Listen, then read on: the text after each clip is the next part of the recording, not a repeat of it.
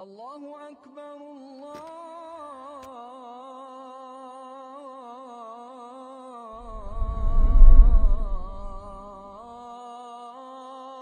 أكبر.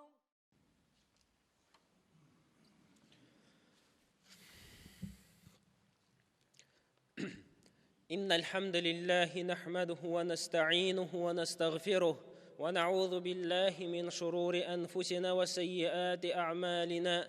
من يهده الله فلا مضل له ومن يضلله فلا هادي له. وأشهد أن لا إله إلا الله وحده لا شريك له وأشهد أن محمدا عبده ورسوله صلى الله عليه وعلى آله وصحبه أجمعين. يا أيها الذين آمنوا اتقوا الله حق تقاته ولا تموتن إلا وأنتم مسلمون. يا أيها الناس اتقوا ربكم الذي خلقكم من نفس واحدة وخلق منها زوجها وبث منهما رجالا كثيرا ونساء واتقوا الله الذي تساءلون به والأرحام إن الله كان عليكم رقيبا.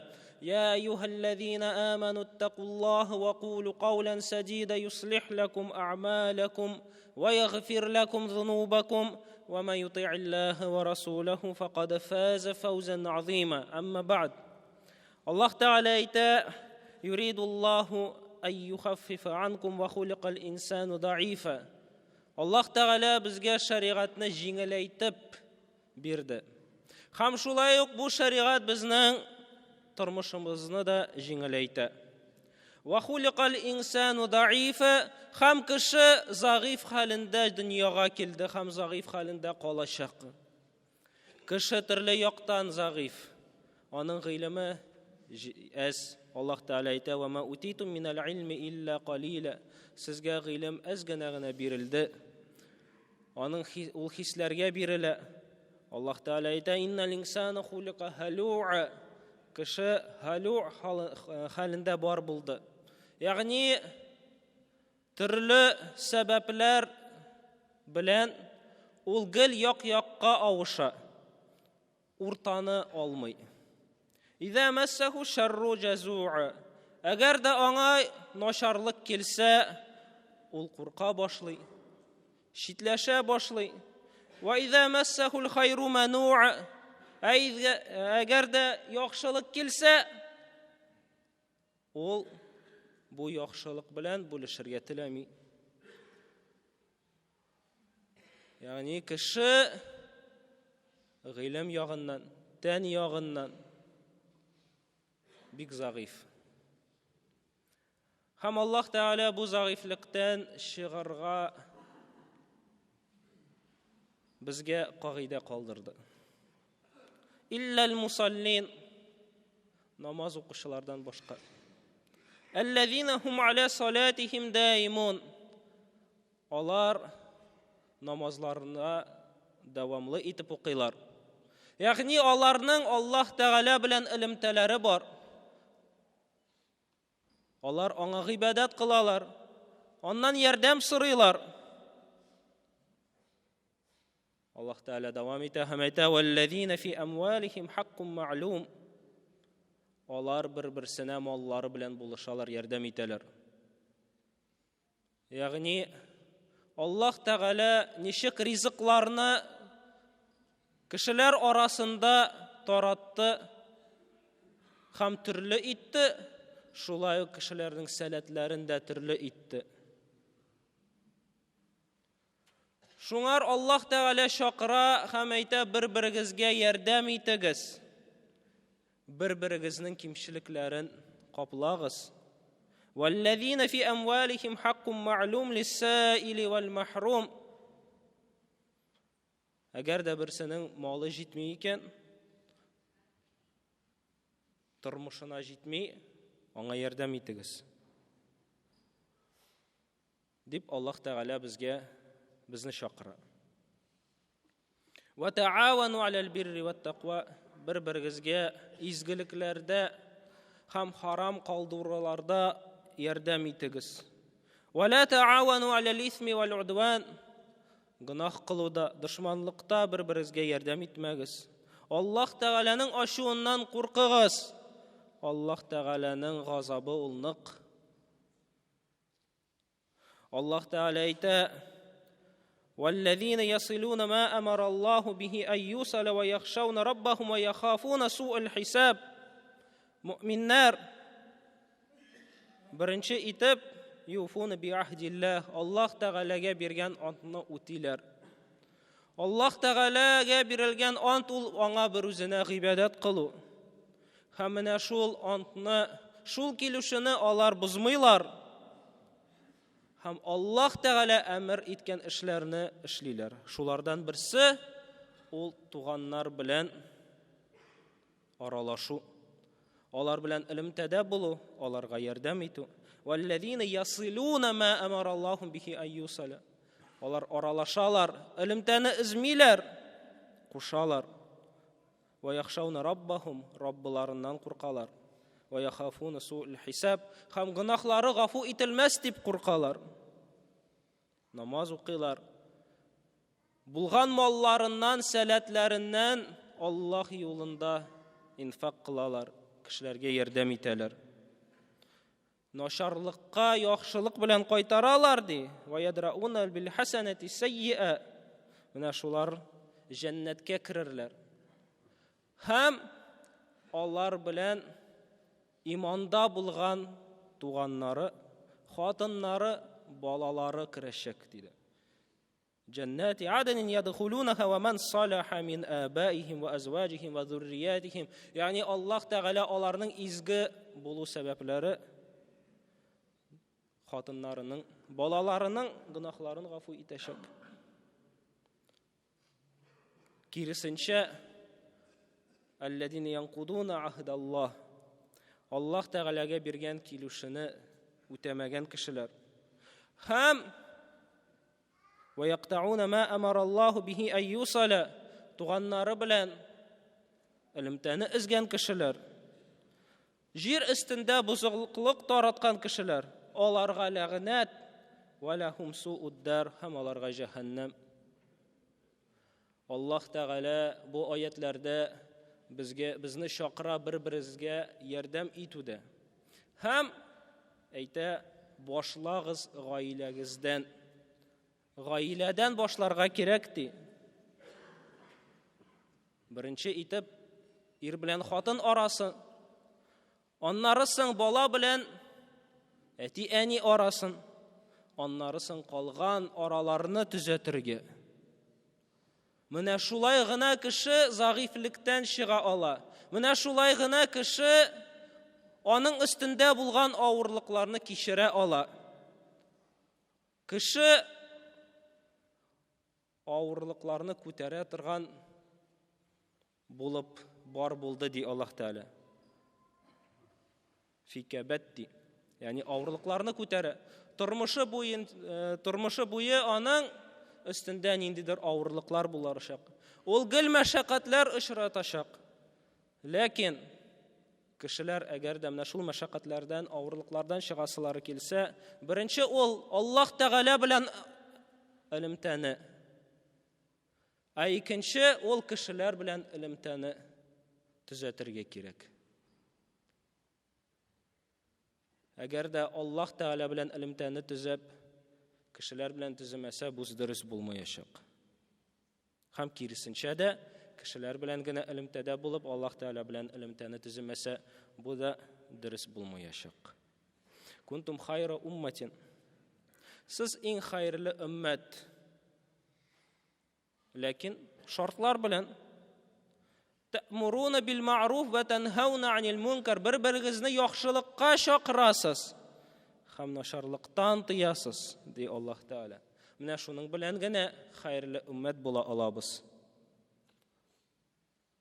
Әгәр дә кеше җәмгыятебездә, җәмәгатебездә, мәчетебездә, шәһәребездә ярдәмсез кеше кала икән, аңа безнең ярдәмебез җитми икән, бер үзе кала үзенең мәшәкатьләре белән, бу очракта җәмгыять әкрен җимерелә башлый. Бер-беребезне барларга тиешбез. Бер-беребез өчен бер-беребезне яратып, мәрхәмәтле булырга тиешбез. Peygamberimiz sallallahu aleyhi ve sellem mыңар ике мисал китерде. Һәм әйтте: "Әл-муъмину лил-муъмин."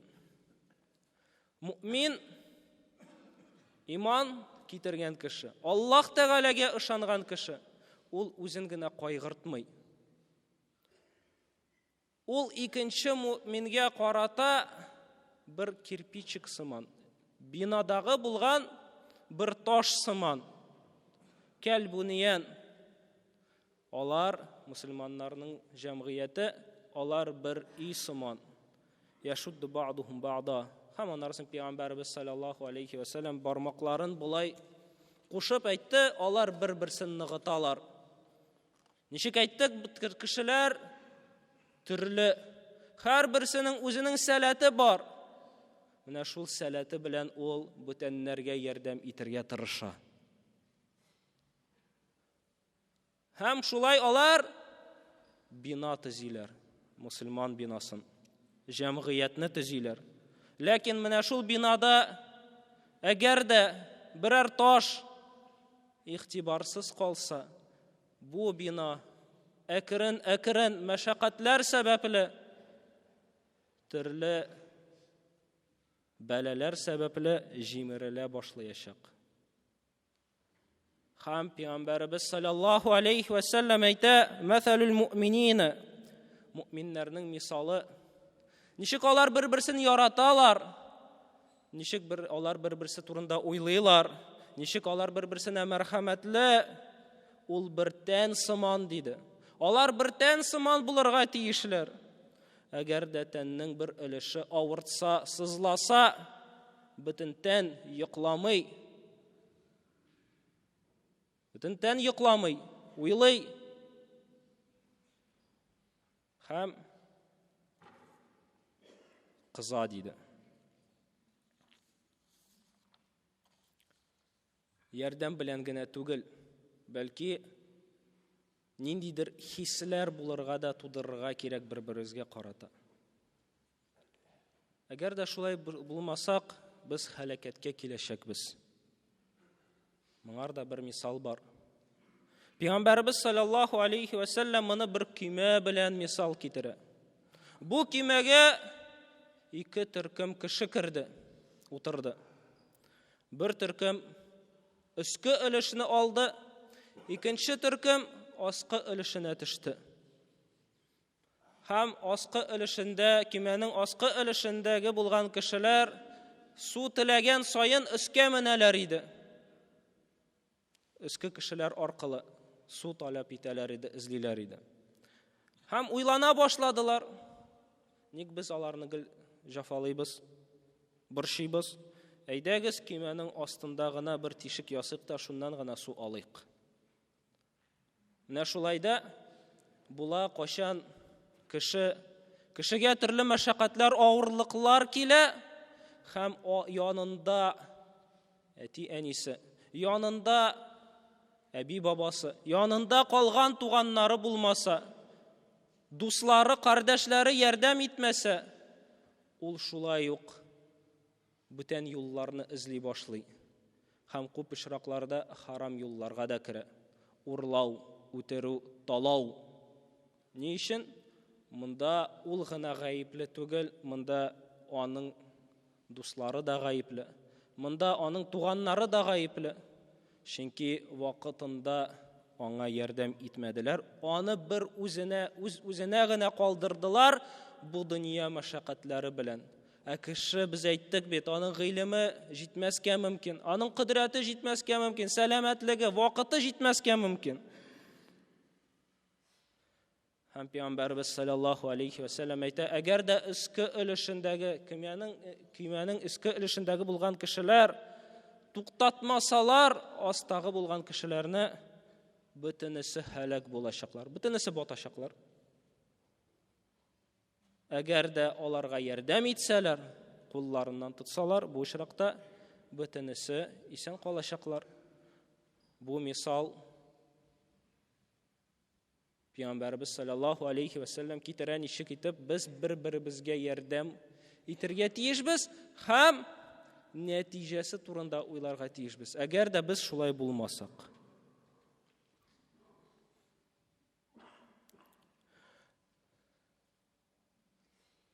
Тәрбия ул гаиләдән башлана.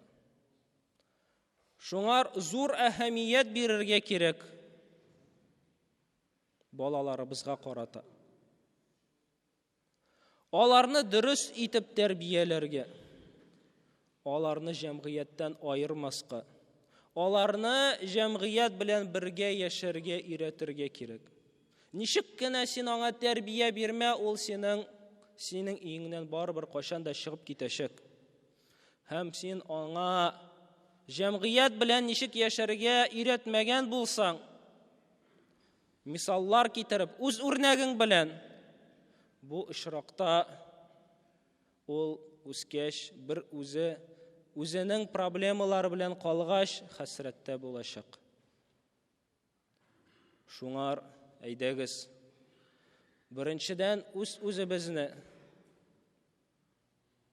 аннары соң гаиләбезне төзәтик.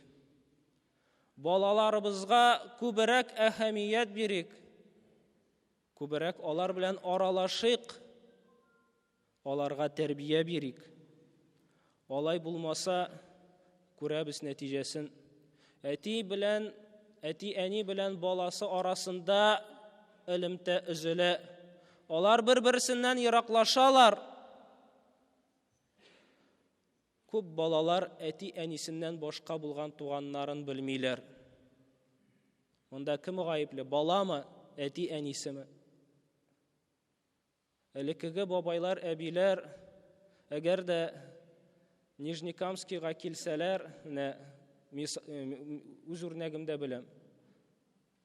Әбием әгәр дә килгән булса шәһәргә, кешедән сорый иде исемен, әти-әнисенең исемен. Әгәр дә танымаган булса дусларының, һәм шулай итеп таба иде элемтәне. Таба иде, аңлый иде кем икәнен. Ә бүген без күп очракта хәтта күршебезне белмибез. Кем икәнен. Исемләп тә белмибез. Аралашмыйбыз да, сәлам да бирмибез. Бу дөрес түгел. Әгәр дә без, кайбер кешеләр әйтәләр, мин үз үземне генә төзәтәм, үзем турында уйлыйм, менә миңа кагылмагыз, мин сезгә кагылмыйм. Ләкин синең балаң нинди җәмгыятьтә үсәчәк, кем белән аралашачак, кем белән сәүдә кырачак, кем белән эшләячәк.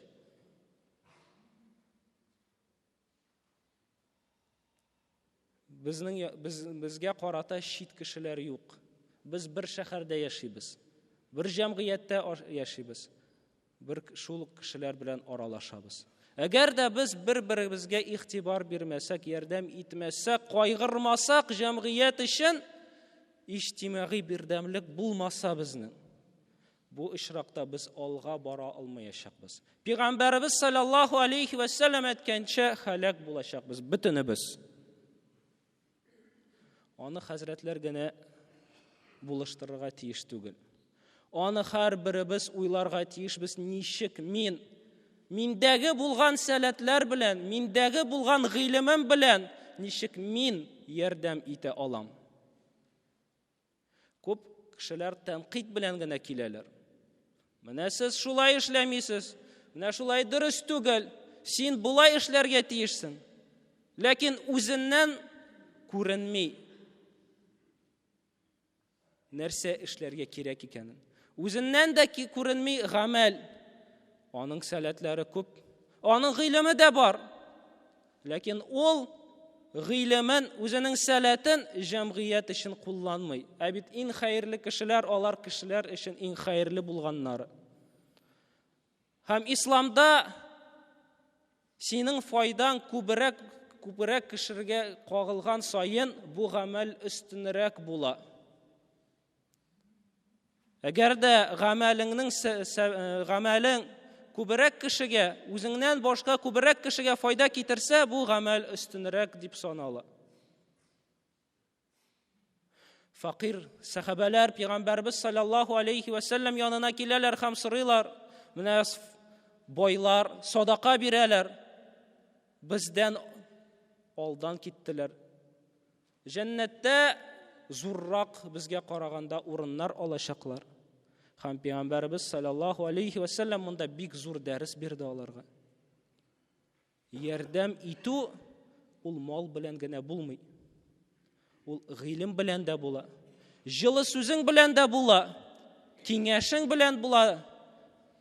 Кул гамәлең белән дә була. Шакыруың белән була. Аның төрләре бик күп.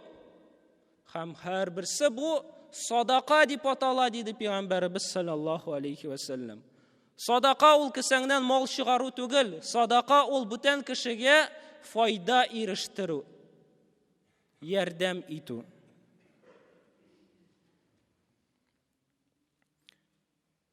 أقول قول هذا وأستغفر الله لي ولكم ولسائر المؤمنين واستغفروه إنه هو الغفور الرحيم. الله أكبر الله